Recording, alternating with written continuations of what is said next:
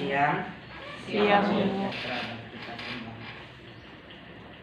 Puji syukur kehadirat Allah Subhanahu wa taala yang mana pada siang ini kita masih diberinya kesehatan, kesempatan untuk dapat hadir mengikuti sosialisasi penerapan budaya positif di SMP Negeri 1 Sekepayang, Kecamatan Sekepayang, Kabupaten Asahan, yang nantinya ini akan disampaikan oleh guru penggerak kita. Masih merupakan satu-satunya yang terpilih menjadi guru penggerak di sekolah kita ini, dan kami harap nanti Bapak Ibu guru semuanya dapat memperhatikannya dengan baik dan dapat menelaahnya dengan baik. Guru penggerak ini akan berusaha untuk melakukan hal-hal yang positif, terutama guru ini selalu berpihak kepada murid dan ingin berusaha macam mana semua segala peraturan yang berlaku di sekolah itu tidak merugikan murid. Itulah nanti yang akhirnya kita menjadi merdeka belajar sekolah. Selanjutnya selawat beriring salam kehadiran junjungan kita Nabi Muhammad SAW yang sangat kita harapkan syafaatnya di yaumil mahsyar kelak. Amin. Bapak Ibu guru yang saya hormati, guru penggerak ini bisa dikatakan sebagai ujung tombak perubahan di dalam proses belajar mengajar yang dilakukan di sekolah. Hal yang baik karena kita lihat selama ini beberapa tahun belakangan kita dihadapkan kepada pandemi yang sampai saat ini nampaknya masih belum selesai, sehingga kita dapat menemukan anak-anak kita ini tidak disiplin. Walaupun mungkin selama ini kita lakukan, sebelum datangnya COVID, kita lakukan mungkin disiplin, baik itu terkadang berupa hukuman, tapi nampaknya dilakukan oleh guru penggerak di sini tidak sama sekali. Yang nampaknya memang di sini murid itu memang menjadi suatu hal prioritas yang akan dilakukan guru, sehingga murid ini melakukan sesuatu itu tidak dengan terpaksa. Dalam hal ini nanti akan dijelaskan dengan lebih gamblang oleh guru penggerak kita yang sudah menerima berbagai macam banyak materi yang itu akan menjadi kamus untuk kita, supaya guru-guru yang lain yang masih bisa untuk melaksanakan menjadi sebagai guru penggerak hendaknya mengikuti jejak Pak Hubing, sehingga sekolah kita ini nanti menjadi sekolah yang luar biasa yang memihak kepada murid, sehingga murid itu pun melaksanakan proses belajar mengajar itu dengan rela hati, dengan senang hati, dan mereka pun merasa tidak tertekan. Saya rasa demikian itu yang saya ketahui. Selanjutnya Pak Hubing akan menjelaskan lebih jelas tentang bagaimana itu penggerak menjadi guru penggerak. Kalau nanti mungkin akan Pak Hubing jelaskan bagaimana cara pendaftarannya itu, mungkin bisa jadi guru-guru yang masih berpotensi akan segera mendaftar nanti menjadi rekan dari Pak Hubing. Demikianlah yang dapat saya sampaikan sebagai mewakili dari kepala sekolah untuk membuka acara kita pada siang hari ini. Saya rasa demikian. Mari sama-sama kita memperhatikan dengan seksama. Terima kasih. Assalamualaikum warahmatullahi wabarakatuh. Kami persilakan dengan segala hormat. Baik, terima kasih. Selamat siang untuk kita semua. Siang, Pak. Salam sejahtera untuk kita semua. Terima kasih saya ucapkan kepada Ibu Afrida Hanum sebagai perwakilan dari Kepala Sekolah SMP Negeri 1 Sekepayang untuk membuka acara kita ini, sosialisasi penerapan budaya positif. Bapak Ibu, saya di sini bukan menggurui tapi menyampaikan apa yang saya dapatkan sebagai program guru penggerak selama kurang lebih 3 bulan yang sudah saya dapatkan, baik materinya, modulnya, dan juga soal loga karyanya. Oleh karena itu, kita sama-sama belajar. Kalaupun nanti penyampaian saya terlalu cepat, mohon interupsi. Kalau juga penyampaian saya juga kurang, boleh juga. Kita sama-sama nanti untuk pembelajaran ini semua bukan hanya untuk guru, tapi sebagai orang tua juga perlu ini ditanamkan di rumah kita masing-masing. Baik Bapak Ibu, saya berdiri ya. Mohon izin. Di sini tentang sosialisasi penerapan budaya positif di SMP Negeri 1 Sekepayang. Baik. Pertama, ini sudah buka untuk angkatan ke-6. Kemarin di bulan November sudah saya sosialisasikan. Saya minta kepada teman-teman untuk membuka SIM PKB-nya. Lalu ada di situ nanti menunya, fiturnya guru penggerak. Di situ nanti kita mendaftarnya. Saling membantu kita, saling berbagi semampu sendiri guru penggerak ini. Di situ tujuannya adalah tujuan pendidikan menurut Ki Hajar Dewantara, yaitu menuntun segala kehendak pada anak-anak untuk mencapai keselamatan dan kebahagiaan yang setinggi-tingginya, baik dia sebagai manusia maupun sebagai anggota masyarakat. Jadi inilah pembelajaran yang diminta. Bagaimana pembelajaran itu berpihak kepada murid. Tadi Bu Aprida sudah membuka dengan memulai bagaimana pembelajaran itu berpihak kepada murid. Bapak Ibu, yang ini sudah lama kita dengar ya. Ingar sosong tulada, ingmadia mangun karsa, tuturi andayani. Ya. Semua ini sudah kita pelajari dan kita dengar mulai dari kita SD. Dan inilah yang mau diulangi dalam program guru penggerak untuk diterapkan di sekolah kita masing-masing. Budaya positif. Tadi judul kita adalah sosialisasi tentang penerapan budaya positif. Budaya positif di sekolah yaitu adalah nilai-nilai atau keyakinan-keyakinan dan kebiasaan-kebiasaan di sekolah yang berpihak pada murid. Selalu ini ditekankan ya, berpihak pada murid agar murid dapat berkembang menjadi pribadi yang kritis, penuh hormat dan bertanggung jawab.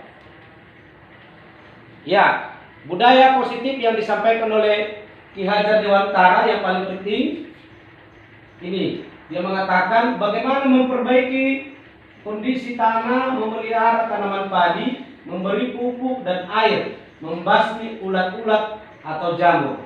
Jadi guru itu seperti petani, ya, seperti petani, membuat tanahnya lebih subur, kemudian membasmi ulat, ya. Ini lebih paham Bu Daud tentang hal ini karena dia sudah lebih lama terjun di lapangan tentang hal ini, ya.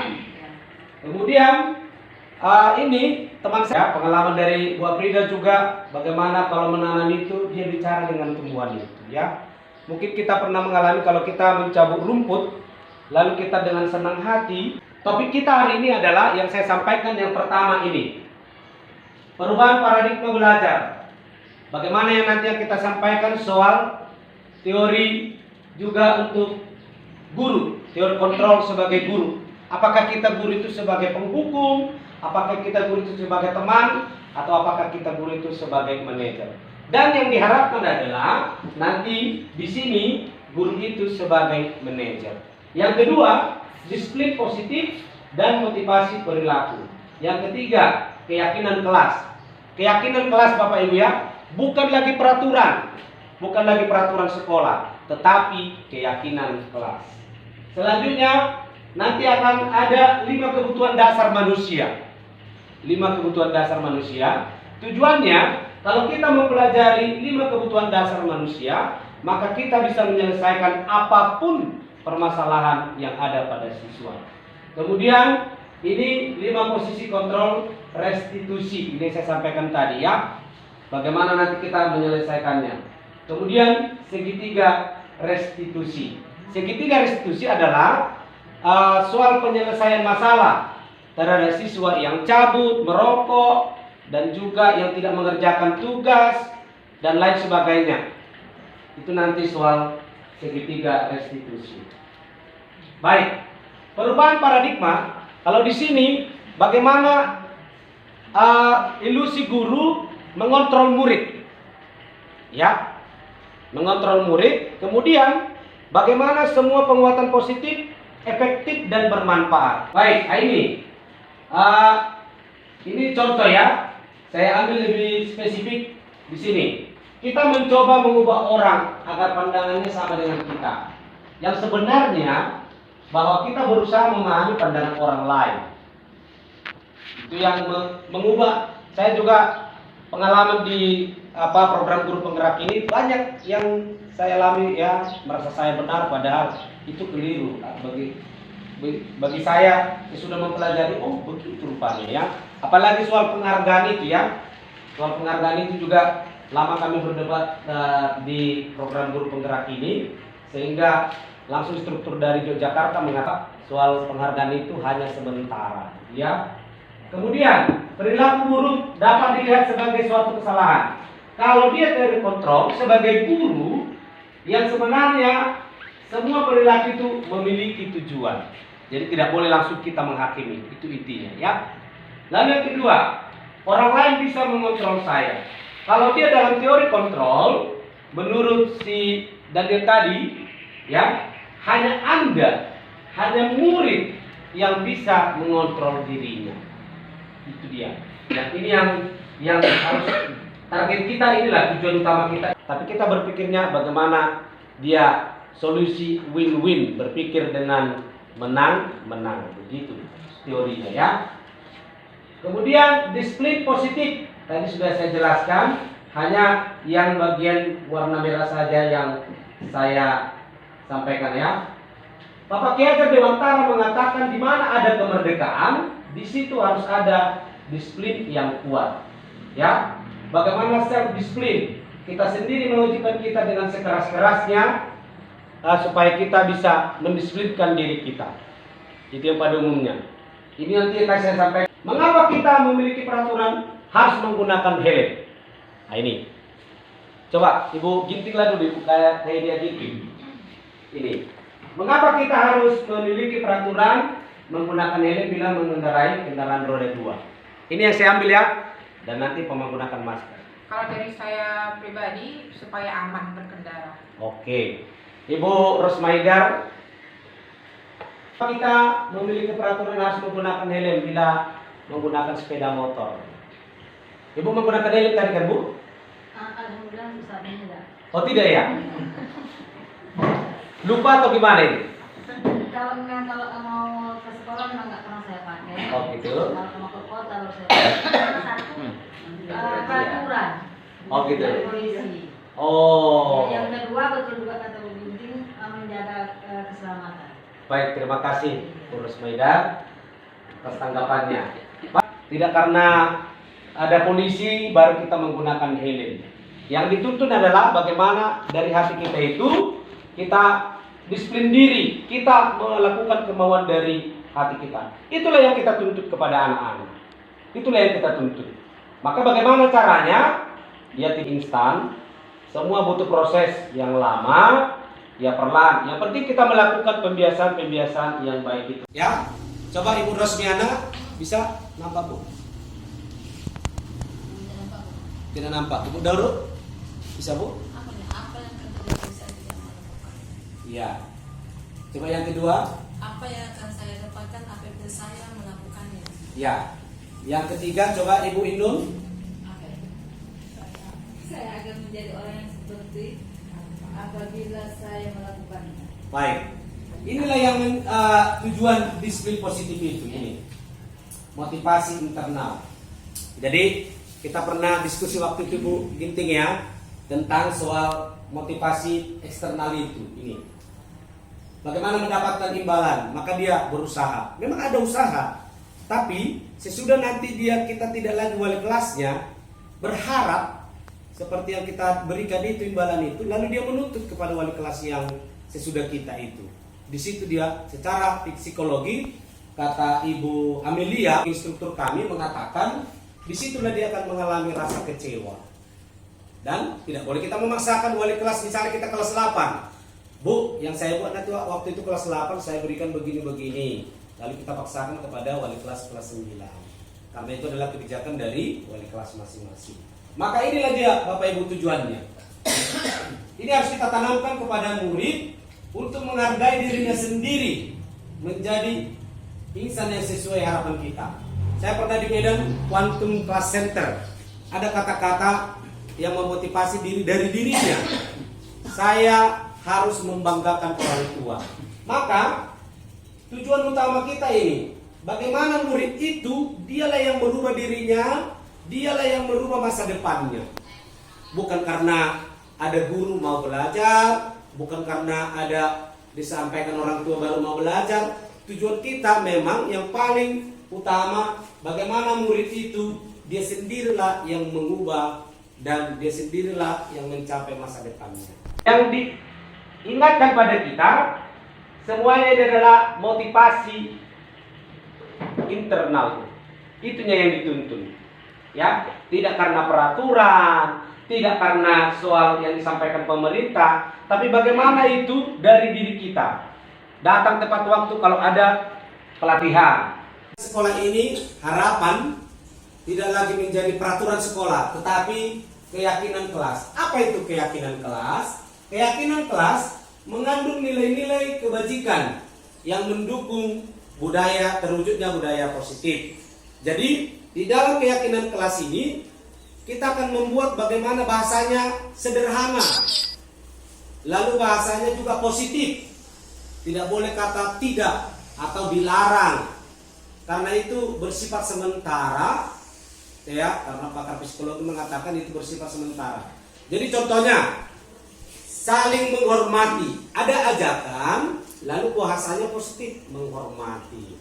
Ya, saling menjaga ketertiban.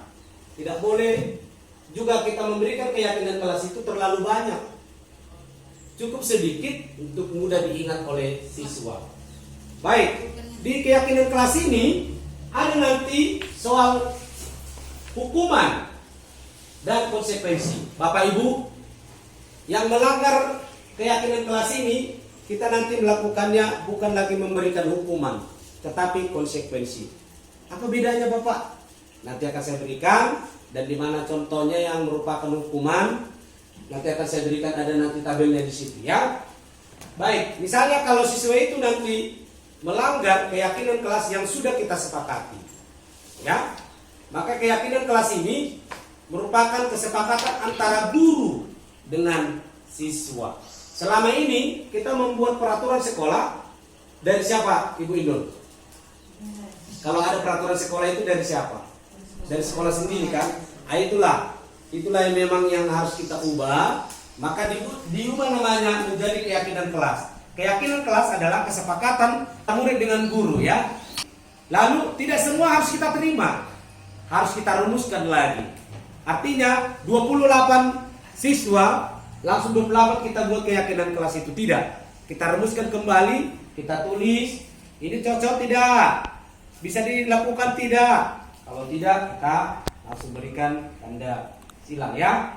Ini bedanya. Selalu kembalikan buku ke tempatnya. Tetapi kalau keyakinan kelas, nilai kebajikannya apa? Tanggung jawab. Itu dia. Jadi siswa itu juga tidak terlalu banyak yang harus diingat tentang keyakinan kelas itu ya. Ini bahasanya negatif. Dilarang mengganggu orang lain. Bahasa positifnya menghormati orang lain dan diri sendiri. Kira-kira begitu dia bahasanya itu Bapak Ibu. Lalu bergantian atau menunggu giliran ke kamar mandi atau menerima bantuan atau buku. Di sini tujuannya nilai kebajikannya apa? Menghormati orang lain. Nilainya di situ kesabaran. Ya. Lalu gunakan masker. Ya, tujuan nilai kebajikannya kita menggunakan masker, helm, apa? Kesehatan dan keselamatan. Jangan berlari di kelas. Tujuannya di situ apa? Supaya ada keselamatan ataupun keamanan. Itulah perbedaan keyakinan kelas dengan peraturan. Jadi saya sudah buat di kelas 7, nanti akan saya tunjukkan videonya dengan fotonya ya, Bapak Ibu. Baik. Mas, Ya, silakan Bu Afrika. itu kalau saya lihat misalnya 8 peraturan situ dilarang menggunakan narkoba. Hmm. Keyakinan kelasnya itu kan kesehatan itu kan nilai kebajikan yang dituju. Iya. Jadi keyakinan kelasnya macam mana buat itu? Menghargai diri sendiri karena sudah ada tadi di sini. Menghormati diri sendiri. Ini nilai keyakinan kelasnya. Berarti bisa kita tambahkan menghargai diri sendiri. Dilarang kan keyakinan kelas ini jadi sistem peraturan. Iya. Tapi nggak peraturan lagi namanya. Iya, betul. Tapi tidak boleh menggunakan kata kalimat negatif. Kan Iya. gitu. Kalau keyakinan kelasnya menghormati orang lain dan diri sendiri. Ada saya dilarang membuang sampah kan nggak Ya, boleh. betul. Buanglah sampah pada tempatnya kan itu. Iya. Ada Bahasa keyakinan, positifnya itu kan? keyakinannya. Keyakinan kelasnya kan itu. Iya. Buanglah sampah pada tempatnya. Dilarang ribut. Yang dipegang ibu anak-anak itu apa? Kata ribut. Tapi kalau kita mengatakan saling menjaga ketertiban, jadi positif, ada tujuannya ya. Baik, saya lanjut ya Bapak Ibu. Oke, itu kita harus hati-hati melakukan soal hukuman atau konsekuensi. Inilah perbedaannya Bapak Ibu. Bedanya di sini ya. Kalau hukuman sesuatu yang menyakitkan harus terjadi. Kalau konsekuensi sesuatu harus terjadi, tapi tidak ada yang menyakitkan. Itu. Kedua, membuat anak sakit, fisik maupun hati, membuat anak merasa tidak nyaman, tapi dalam jangka pendek. Gitu ya. Nantilah saya berikan lagi contohnya. Anak membenci kedisiplinan. Kalau konsekuensi, anak menghargai. Bedanya di sini membenci, di sini menghargai. Kalau dia hukuman paksaan. Tapi kalau dia konsekuensi, ada stimulusnya, ada respon. Itu bedanya. Kemudian, mendorong anak menyakiti diri sendiri. Apa aku tadi? Salah aku tadi. Nah, gitu ya. Nah, dia menyakiti diri sendiri. Mungkin Bapak Ibu pernah melihat orang tua yang mendidik anaknya, tapi jadi video viral itu. Tak tahu aku mah, tak kayak mana otak ini mah, gitu. Secara psikologi sebenarnya dilarang. Tapi anak belajar untuk menyembunyikan kesalahan. Karena ada hukuman dia menyembunyikan kesalahan lah dia. Tapi kalau konsekuensi, anak belajar untuk mematuhi peraturan. Kemudian kalau hukuman, marah, rasa bersalah, dipermalukan, merasa tak dihargai. Kalau dia konsekuensi, kehilangan hak, lalu ada kehilangan hak pasti, ya. Lalu dibuat tidak nyaman pasti. Tetapi dia sementara. Ada kata sementara. Itu dia bedanya ya. Apa contohnya? Ini dia Bapak Ibu, ya. Mungkin kita mengalami ini. Pertama saya mengajar di sini, saya melakukan ini. Tapi nggak sampai 100 kali lah. Ini ya, mencatat 100 kali dalam buku kalimat saya tidak akan terlambat lagi. Karena terlambat dia ke sekolah, ada murid terlambat ke sekolah. Bu Rosmeda pernah mengalami itu? Menuliskan itu kepada anak? Ini merupakan hukuman, bukan konsekuensi ya. Saya buat itu kepada murid dulu 2 lembar. Saya tidak akan terlambat lagi gitu ya. Jadi, lalu, Pak, lari mengelilingi ya. saya dulu pernah SMA kan Pak, kalau misalnya ulangan nilai matematika di bawah KKM, Ya. tergantung berapa nilainya, kami harus membuat soal sendiri, jawab sendiri sebanyak berapa soal. Misalnya kalau 50 itu biasanya dikalikan 5, berarti kami harus membuat 500 soal. Itu termasuk konsekuensi atau hukuman? Berapa tadi? 500? 500 konsekuensi. Hukuman Bu. Alasannya karena dia di luar kemampuan dari siswa. Ya. Itu dia. Kemudian ini yang merupakan langsung saya ambil aja contoh konsekuensi ya. Menggantikan kertas tugas teman yang telah dicoret-coret. Selama ini kita langsung memberikan hukuman, cubit atau apapun sekalian yang lainnya, tapi penyelesaiannya tidak ada. Yang korban tidak puas, kira-kira begitulah. Maka kalau konsekuensi itu harus digantikan dengan gantian yang sama. Kalau kancing bajunya diputus, konsekuensi, maka dia akan menjahit. Ada pendidikan, dia tahu menjahit, lalu dia konsekuensinya tidak akan berbuat itu lagi. Yang korban puas, sudah dijahit, sudah digantikan kancing bajunya, lalu mereka berpelukan, salam-salaman, sama ya. Jadi solusinya tadi ya, sama-sama puas, sama-sama menang. Kemudian langsung saya ambil aja yang konsekuensi yang lainnya ya. Ini membersihkan tumpahan di meja tulis karena tersenggol. Ya langsung itu kita laksanakan sama-sama Bapak Ibu ya. Langsung ambil kain pel, dia sendiri yang mengepel yang di kelas karena dia yang terlalu lalai atau orang Batak hepot itu ya, buru-buru. Baik. Ini tadi sudah saya sampaikan perbedaan hukuman dan konsekuensi. Perlu kita pahami Bapak Ibu soal penyelesaian. Ya, Bu April sebagai guru agama pasti paham betul ini bagaimana soal kebutuhan dari siswa itu. Satu, kebutuhan bertahan hidup. Yang kedua, kebutuhan cinta kasih sayang. Dan ini, kebutuhan penguasaan, kebutuhan pengakuan atas kemampuan. Kalau siswa berantem, inilah kebutuhannya. Dia dibilang orang pujian.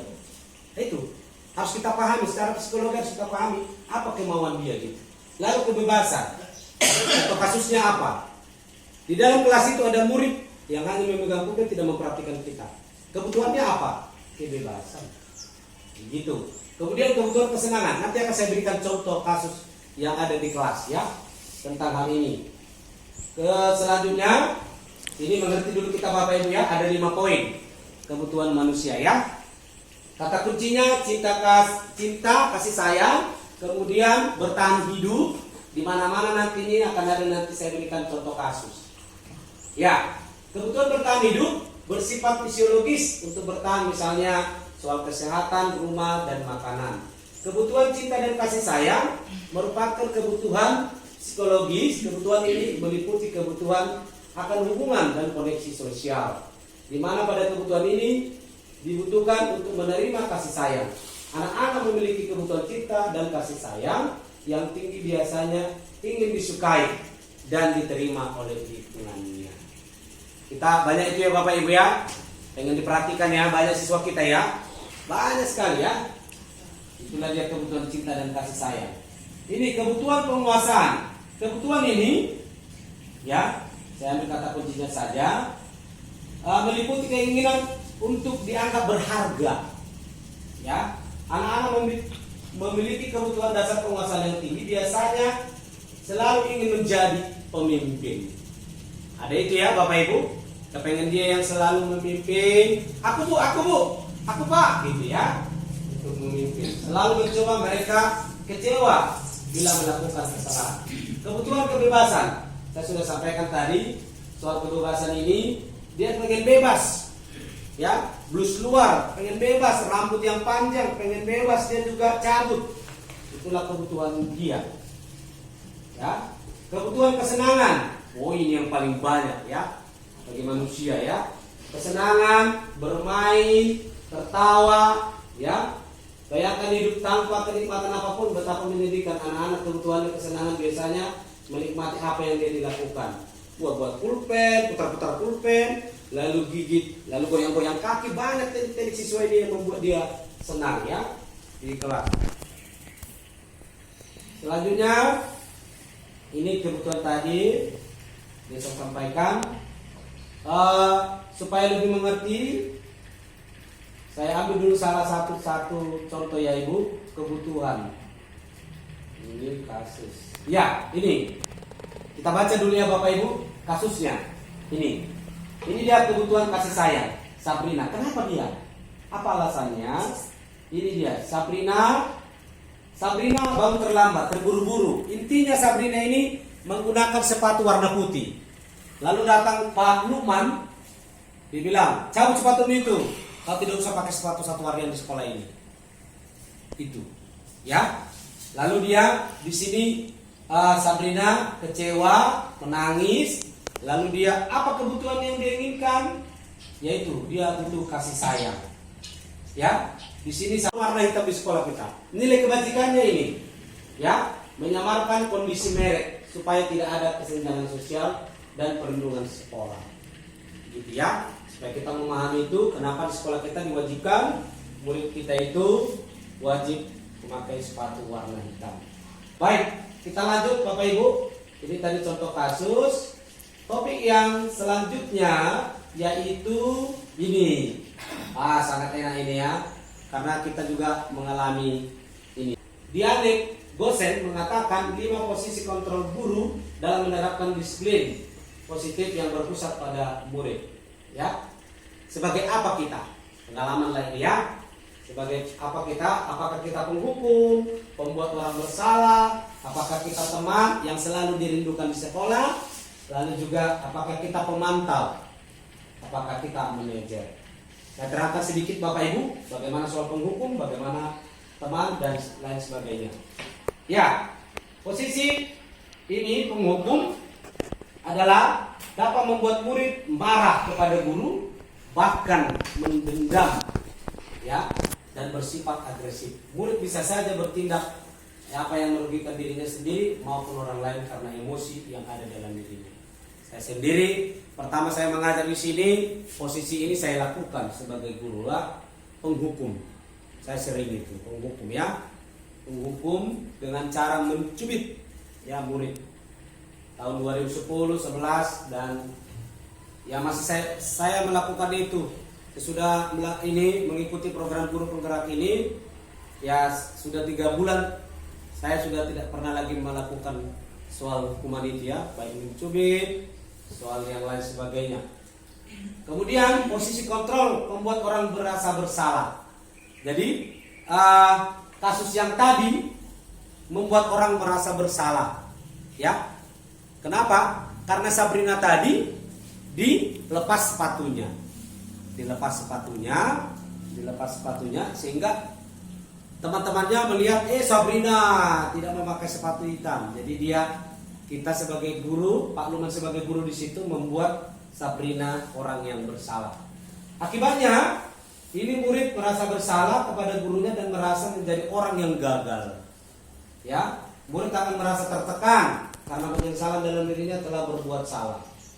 Selanjutnya ini sebagai teman, ya, murid akan merasa senang dengan guru, ya, karena guru mampu memberikan sesuatu suasana yang tenang kepada murid saat melakukan kesalahan. Ya. Kemudian sebagai pemantau tapi tidak ada penyelesaian. Apakah kita guru seperti itu ya? Akibatnya kalau dia posisi kontrol ini, murid harus menjalankan konsekuensi karena telah melanggar sebuah peraturan dengan guru yang tetap selalu memantau. Nah, selalu memantau. Kita hampir semua melakukan itu ya Bapak Ibu ya, memantau selama murid itu tersebut melaksanakan konsekuensinya. Baik, inilah tujuan utama kita. Bagaimana guru itu melakukan posisi kontrol sebagai manajer. Apa itu? Ya, guru menyerahkan kepada murid untuk mencari jalan keluar, bersama mencari jalan keluar jika ada murid yang melakukan kesalahan. Ini contoh.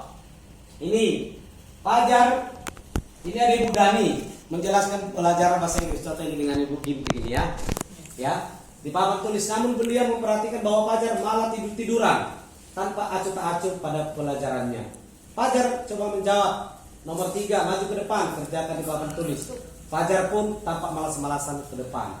Ya, ayo Fajar, makanya jangan tidur-tiduran. Lain kali perhatikan.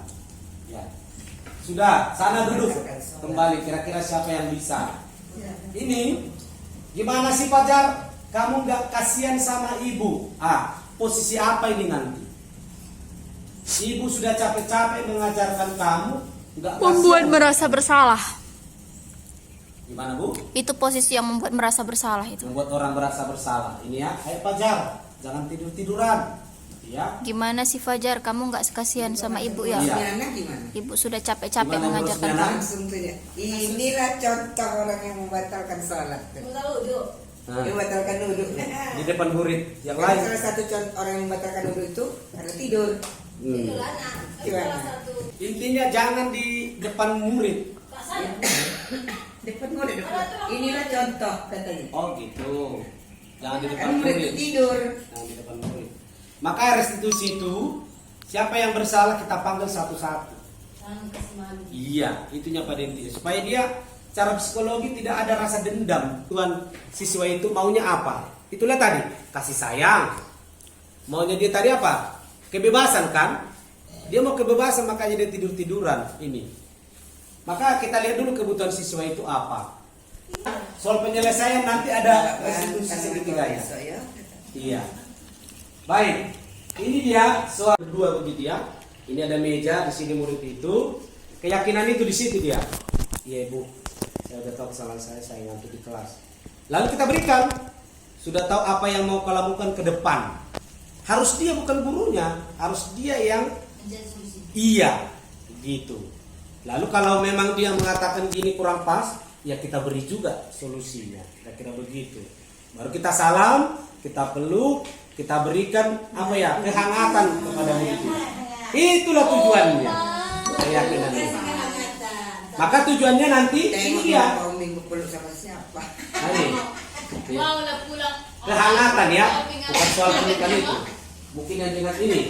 Pulang dia. Nah, inilah tujuan, memperbaiki kesalahannya kelompok mereka dengan karakter yang lebih kuat. Tidak dendam, tapi dengan karakter yang lebih kuat. Artinya dia sesudah pulang melakukan restitusi bersama guru, dia ada nanti karakter yang lebih kuat. Itulah dia yang terakhir ini ya. Pertama, menstabilkan identitas. Kalau Aulia, tahu kamu kenapa Bapak panggil ke sekolah ke sini? Tahu Pak, saya melakukan kesalahan. Oke, begitulah manusia. Tidak ada yang sempurna. Kita tidak membenarkan kesalahan dia, tapi kita menstabilkan supaya tujuannya murid itu tidak mengingat-ingat kesalahannya. Oke, singkatnya. Nanti Aulia, tahu kamu apa solusinya untuk ke depan? Tidak mengulanginya lagi? Iya Pak. Itulah dia keyakinan itu, menanyakan keyakinan. Apa yang dia lakukan untuk perubahan? Oke, saya catat ya, saya catat. Boleh lakukan tanda tangan kesepakatan? Boleh. Masalah. Lalu itu juga diingatkan, oh rupanya dicatat ibu itu, dicatat bapak itu. Oke Bapak Ibu, inilah yang saya berikan. Dan ini yang saya jawab soal kasus yang terjadi pada umumnya. Ini yang saya berikan tentang keyakinan kelas ya. Bersama dengan murid, saya jelaskan dulu soal keyakinan itu. Lalu mereka menuliskan keyakinan itu. Ini mereka lagi menuliskan. Kebetulan ini murid kelas 7 hari Senin itu. Ya, kelas 7. Mereka menuliskan. Lalu kita rumuskan. Nah, sesudah itu kita rumuskan. Inilah yang guru melakukan restitusi Bu Rosmiana. Inilah contohnya nih. Nah, yang melanggar keyakinan kelas. Kemarin ini bulan 12 tidak mengerjakan tugas prakarya, ada 3 mata pelajaran lah yang tidak dilakukan. Saya sebagai wali kelas maka melakukan restitusi kepada Romono. Ya. Berpelukan kayak itu. Ya, saya tanya dulu 2-3 orang pengalaman tentang ini, posisi ini yang pernah dilakukan selama ini sebagai wali kelas ataupun sebagai guru mata pelajaran. Mungkin siapa salah satu, Ibu Apridal, yang pernah Ibu alami, bagaimana posisi kontrol yang Ibu lakukan kalau ada kasus murid? Kasus murid. Iya. Pengalaman. Ya, silakan berbagi dulu. Berapa kali sih memang. Iya. Pengalaman. Suka memperhatikan, terutama kadang suka mencangkil gurunya, pemurid kawannya. Tapi pada saat itu dia pendiam. Pendiam, nampak itu seolah-olah ada masalah. Saya panggil, kebetulan memang waktu itu saya wali kelasnya. Saya panggil ke ruangan, cerita. Dan ternyata memang ada masalah. Dan masalah mereka itu, masalah dia itu adalah masalah broken home. Ada terjadi broken home di rumahnya, ada terjadi percecokan orang tua di rumahnya, sehingga dia itu memutuskan mau pergi aja dari rumah. Memang waktu itu saya selesaikan, saya bilang juga sama dia. Dia memang waktu itu menangis, memang ini laki-laki. Iya. Laki-laki, nggak perempuan. Makanya saya pun juga, iya pula laki-laki nangis, saya pikir. Mungkin karena sedihnya dia terhadap masalah orang tuanya, dia pun menangis. Dan saya bilang sama dia, itu masalah mereka, itu masalah orang tua kamu. Yang tahu itu cuma orang tua kamu. Kamu nggak usah istilahnya nggak usah justru ikut lari, justru ikut membenci salah satu di antara mereka. Saya bilang, hendaknya kaulah jadi seterusnya menjadi pelerai di antara mereka. Pura-pura nggak tahu aja. sama orang tua bagus. Bagaimana supaya akhirnya baik kembali, nggak jadi pisah gitu. Itu sih pengalaman saya. Oke, baik, terima kasih untuk Ibu Aprida. Terima kasih untuk kita semua. Terima kasih atas waktunya yang Ibu Bapak berikan kepada saya dalam hal sosialisasi penerapan budaya positif ini. Terima kasih juga untuk Ibu Kepala Sekolah yang diwakili Ibu Aprida yang mengikuti sosialisasi ini, penerapan budaya positif ini. Sekali lagi, mudah-mudahan di sekolah kita ini banyak yang tergerak untuk menjadi guru penggerak. Semoga sekolah kita ini mengalami perubahan yang lebih baik untuk ke depan. Sekali lagi, saya mengucapkan terima kasih untuk kita semua. Sekian, selamat siang. Audio Jungle.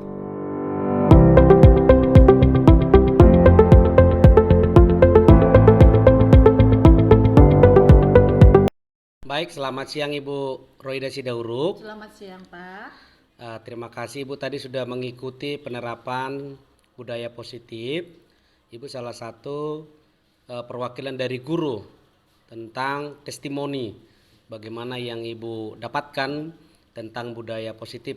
Hal yang kata kunci yang menarik bagi Ibu apa kira-kira? Oke, terima kasih. Selama ini kita di lapangan selalu memberikan hukuman. Untuk kedepannya hukuman kita tinggalkan, tapi kita mencari konsekuensinya supaya murid itu terarah ke budaya yang positif. Kira-kira begitu. Oke, terima kasih Bu Roida Sidauruk. Terima kasih. Baik, selamat siang Ibu Yuli. Siang Pak. Terima kasih sudah mengikuti sosialisasi budaya penerapan positif di sekolah kita.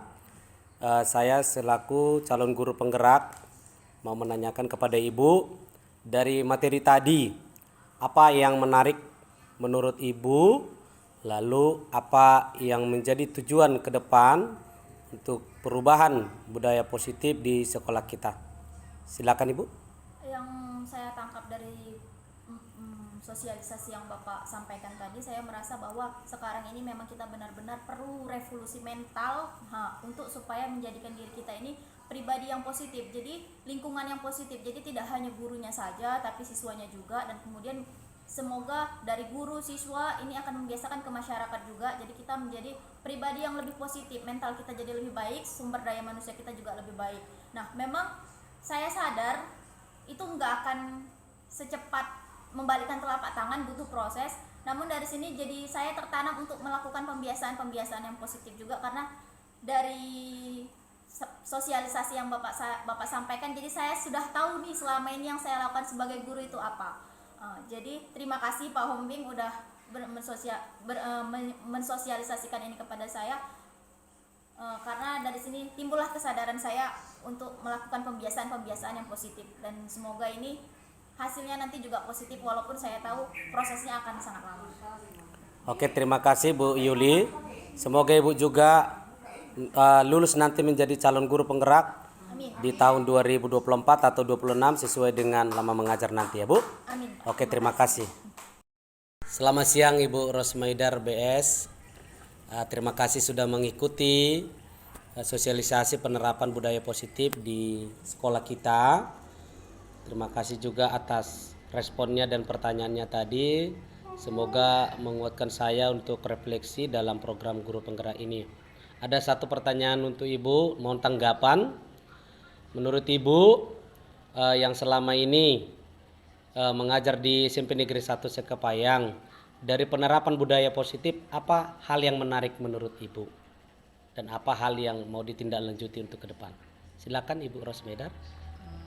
Terima kasih saya ucapkan kepada Pak Ombing sebagai calon guru penggerak di SMP Negeri 1 Sekepayang. Tadi saya mengikuti sosialisasi Bapak sebagai calon guru penggerak. Tanggapan saya itu tadi sama dengan teman tadi, revolusi mental. Pernah saya mengalami mengasihkan nasihat kepada seorang siswa, tapi kembali lagi mungkin kesalahan saya kembali juga. Waktu itu saya tidak terlalu terbawa emosi, Jadi fatalnya ke saya juga. Jadi siswa itu sampai di kelas 3 pun dia dendam sama saya.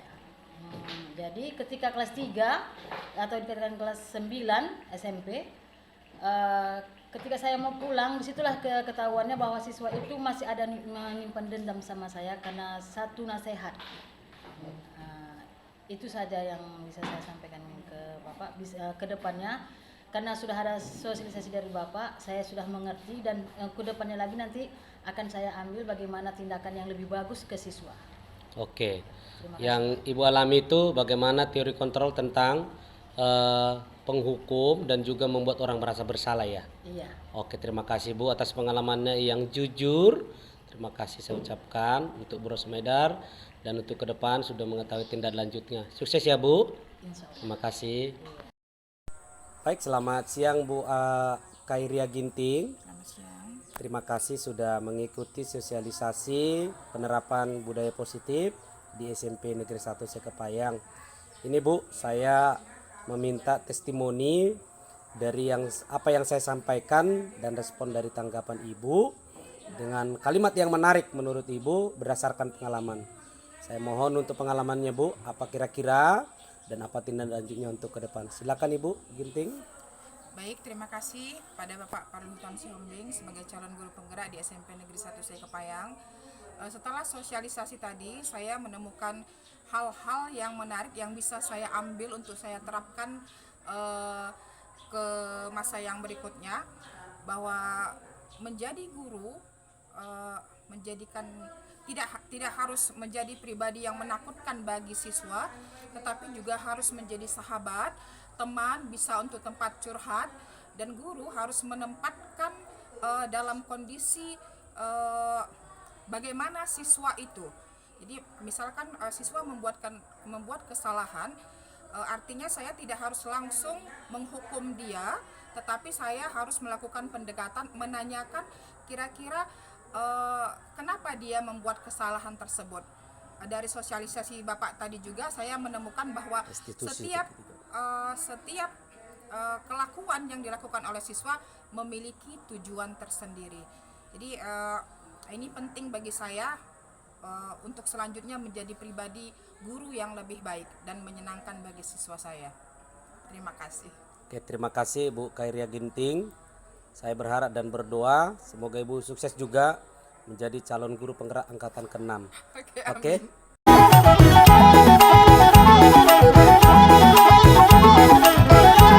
Kita dikumpulkan yang pertama untuk rujukan ya. Silakan.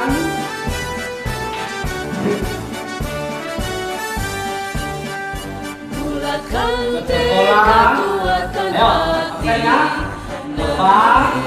memanggilmu kawan, belajar bergerak berbagi untuk negeri. Yang kedua, penggerak tapi saling menghormati kita buat saling menghamba pada murid. dan semua di sini ya, semua yang ada di lingkungan sekolah, baik pada guru tingkatkan prestasi, lahirkan profil pelajar Pancasila, belajar bergerak berbagi juga ya nak. kita menjalin kolaborasi, belajar bergerak berbagi untuk negeri, berbakti pada Ibu Pertiwi. Tidak hanya kelas tapi semua yang ada di lingkungan. Bulatkan tekad, kuatkan hati, negeri ini memanggilmu kawan, belajar bergerak berbagi untuk Saya melakukan pengimbatan hari ini supaya Bapak Ibu juga sama-sama kita menanamkan nilai-nilai bergerak menghamba pada yang keempat menggerakkan kreatif rancang pembelajaran, hargai potensi tingkatkan prestasi, lahirkan profil pelajar Pancasila, belajar bergerak berbagi untuk negeri, kita menjalin kolaborasi.